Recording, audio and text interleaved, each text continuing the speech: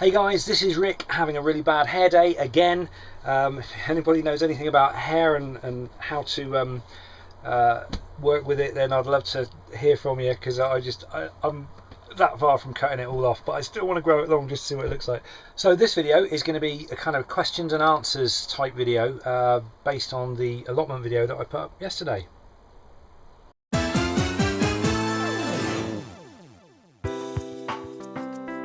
I'm back at the allotment again today, and I just want to say a massive thanks to everybody who left comments on my allotment number 1 video that I put up yesterday. I was amazed, kind of a midweek video. It had about over 300 views and over 50 comments, and I was just kind of saying a really big thanks, and lots of well wishes, lots of people saying good luck with it, you know, congratulations on getting it and everything. So thanks for those. Instead of answering each individual question, what I thought I'd do is make a video response, because I did get a lot of people asking questions. So what I'm going to do, I actually printed out up until the moment I sort of left the house, I printed out all of the comments I had on the last video, and I'm going to answer any questions hopefully now. Okay, forgive me if I don't answer your questions. I mean, obviously there's 50 odd here. I'm just going to go through and pick the more sort of prominent ones. First one is Sparky Projects, who suggests have a word with whoever is the allotment owner to see if they're willing to bring in a digger. It'll just take them a few minutes to dig out all that rubbish. Well, I'll show you a little snippet of video footage that I took just a minute ago. That rubbish pile has virtually doubled in size. It's now almost as tall as I am, and that is just the rubbish that I got from picking up. You know, I haven't touched the ground or anything like that, or any of the growing stuff. This is just rubbish that's been strewn down this allotment. I've just kind of piled it all up at the end there, and basically what I'm going to do at the moment, my priority is to clear the ground. I'll need to get this ground cleared and broken up, ready for the frost, because the frost is what makes it really it breaks the ground up, makes it nice and fine. So I need to get rid of all this grass. That's my priority. The big pile of junk at the end, that will eventually, I'll deal with it eventually, but for now it's just going to stay there. I'll burn off what I can, but that's for later on. So but hopefully I will look into it and get it fixed. You say being close to the fence, it looks like someone has thrown the stuff over, leaving it as a dump, which encourages others. Yeah, quite a few suggestions suggested that, and I kind of agree with you, although it's just basically the backs of some houses. I don't think it's very, it's like I'm not sure if there's a walkway going along there or not, or whether it just services the backs of the houses. So I'm hoping it's not going to get too much in the way of people dumping stuff there, but we'll have to wait and see. Okay, so we've gone to the next question. This is from Belitka, and it basically said, what happened to your garden at home? It was so beautiful, and it was just steps away. Well, I've still got the garden at home. I'm still growing stuff there, but as you probably realise, I had just a tiny little postage stamp of a garden that was just it was all patio, and I have got my website Container Gardening for Food, which was all about growing my own food in containers on that patio. It was reasonably successful, but the idea or the thinking behind the allotment is that well, firstly, growing stuff in containers, I mean, it's good, but you just cannot beat growing stuff in the ground. There's no substitute for sort of growing the stuff in the way nature intended. And what I generally found was with the containers, everything come out a little bit smaller, a little bit not as big as it could have been. So that's part of the reason I got the allotment, was so I can grow stuff in the ground. And the second reason is because the postage stamp little patio that I had just wasn't enough to grow enough food. I mean, it gave me a month's worth of food, and that was it. I'm hoping with this allotment, if I do it right, and that's a very big if at the moment, but hopefully at some point I'll kind of, I'll learn as I go along. But if I get it right, then I'm hoping that I'm going to get most of my food from this allotment. It might be a very big if, it might be a bit ambitious, I don't know yet, but I'm going to try. And that's what I want to see, whether this allotment, combined with my little postage stamp patio garden at home, will provide enough food for me to really throttle back on buying food in, because not only is it going to be cheaper, but I also want to have organic food. Basically, if you buy food from the supermarkets, pretty much anything in the supermarkets these days, unless it's organic, and even that's questionable now, is generally grown through intensive farming methods. Intensive farming methods are they're not getting the nutrients into the food. I've been reading up on the way they do intensive farming, and you know, a lot of the times they don't even rotate the crops anymore. You know, they just put back I think there are 3 main nutrients that they put back into the soil, but you need something like 40 or 50 specific nutrients and minerals in order to get a fully sort of full-blooded vegetables and fruits. But what's happening is, in the intensive farming methods, they're only putting 3, which is like nitrogen sulfate and phosphagen or whatever they are. I don't know the specifics, but so what's happening is all the fruit and vegetables in the supermarkets are all depleted of all the essential nutrients and minerals that you need.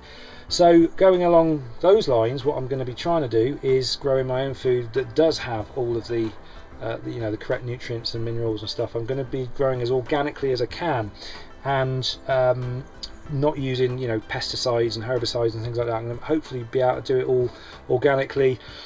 That's the theory. Whether it works out that way, I don't know. We'll have to wait and see. I know I am going to use slug pellets. That is the one exception to the rule I'm going to use, because I know slugs are going to be an issue. They're just such an issue around here, apparently. So, but anyway, that's a very long answer to a very short question, but I hope that answers your question. Okay, next question is from Tom, just down the road in Highworth. He says his father-in-law's just got an allotment in Highworth. I'm sure your forthcoming tips and advice will really help him. Well, make no mistake here, I am a complete newbie at this. Obviously, I'm going to be using the internet to do lots of research. Hopefully I can write some articles to put on my website about the theories, but all I'm going to have is the theories. I'm not going to have the practical hands-on experience and knowledge. That's just going to take time.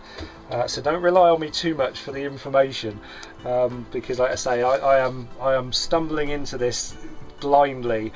I have no experience at this stage whatsoever, but hopefully it's going to be a great learning curve and it should be a lot of fun. So there you go, Tom. So and if your father-in-law has any good tips for me, I would be more than happy to have a private message from you. That would be great. Okay, next question. One from Chris. Maybe you should have an allotment clean-up party and invite your viewers along to help for the day. Well, actually, I've invited everybody I know that lives locally. I've basically said I'm going to be out here probably most afternoons for the next few weeks. And if anybody wants to come on down and have a cup of tea and bring a fork with them, they are more than welcome. So I've had no takers yet, but there we go. To be honest, I don't think it's going to take me that long to clear it. I mean, it is quite a big space, but like I say, just a few hours each afternoon, and just kind of concentrate on one space. You know, maybe like half width and a few feet that way or whatever. It's only going to take a few weeks, and I think the whole place will be clear. That's my thinking right now. Before I've started, we'll see what my if my attitude changes over the coming days and weeks. Okay, next question is from Visual Virtue. Okay, if those lots are in such demand, how can there be enough time for junk and weeds to pile up? What are the dimensions, and what price could I expect to pay to get one? Thanks for your additional work with photographing and sharing the project. No problem. Okay, if these things are in such demand, yes. I mean, I waited on 2 years on a waiting list to get the tenancy of this allotment, and I am quite surprised how many other allotments there are around here, and the other allotment sites that I've seen, where the allotments have just gone to seed, and they're you know, they're like this overrun jungle. I don't know the logic behind that. I'm not quite sure what's going on. The thing is, they only cost anything between sort of £30 and £45 a year, so they're not like horrendously expensive. So my theory is that people just kind of send a check you know, off each year, because you pay it once a year on a certain date, and they send a check off, but then they just kind of never get around to going and tending the allotment, and before you know it, it's completely overgrown, and then it just gets to a point where they think, no, I don't even know where to begin. So that's my theory that I've got going. So we've got these allotments that people are just kind of automatically paying for, which other people could be genuinely using. In fact, the one next to me over there, it's massively overtaken and overgrown, and I'm actually going to make some inquiries. If I get on okay with this one, I'm going to make some inquiries about acquiring that one as well. But we'll have to wait and see. I'm not quite sure how it all works, but I'll figure it out at some point.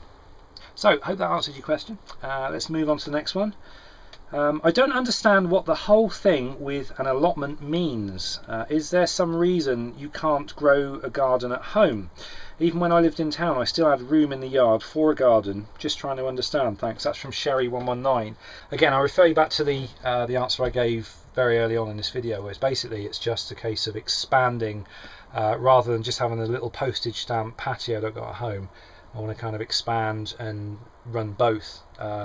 So hopefully that should bring in a lot more food, good healthy food. That's the thinking behind it anyway. Okay, that's it for the questions per se. I've got loads and loads of, like I say, well wishes, people wishing me good luck, and loads of really useful advice and tips and stuff like that. So just want to say massive thanks to everybody who's contributed to my last video. And like I say, I'm completely new to this, so I'm always open to ideas, and those with experience of this. If ever you want to leave comments or private message me or whatever, then do always feel free, because I'm always open to ideas and suggestions. So that's it for this video. Thanks for watching, guys, and I'm hoping I'll do other sort of RickVanMan videos, not just like constant allotment videos. At the moment, this is the topic of the moment, the flavour of the month, so there'll probably be quite a few allotment-y type videos, and I'll kind of show you how I'm getting on. But obviously I hope to do other videos as well. And there's a cat. I wonder if they're going to be a problem. I know you've got foxes here as well, so anyway, well, I'll worry about that when I've got some produce to worry about.